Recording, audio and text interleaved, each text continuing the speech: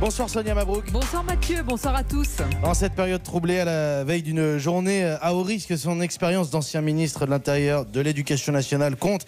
Jean-Pierre Chevènement nous livre son regard sur le climat actuel. Bonsoir Jean-Pierre Chevènement. Bonsoir. Quel mot utiliser pour décrire ce qui est en train de se passer dans le pays?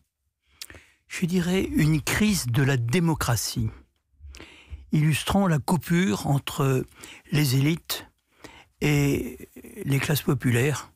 Je pense que la révolte de celle-ci vient de loin.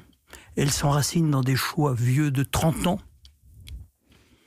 Par exemple, l'acte unique avec le primat de la concurrence, les pleins pouvoirs donnés à la Commission européenne pour, par exemple, libérer les mouvements de capitaux. Mais on crée une inégalité fondamentale entre les capitaux qui peuvent se déplacer à la vitesse de la lumière et puis le travail qui est assigné au local, à la glèbe, comme on aurait dit autrefois.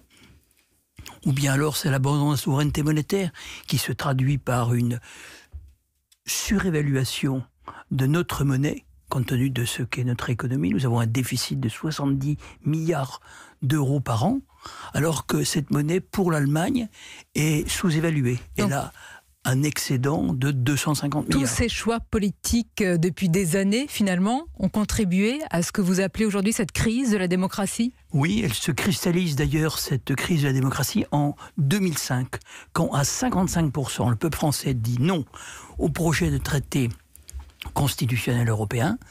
Et puis 3 ans après, M. Sarkozy, M. Hollande s'entendent pour que le Congrès contourne la décision populaire et vote le traité de Lisbonne, qui reprend la substance du projet de traité constitutionnel. Ça, c'est un déni de démocratie.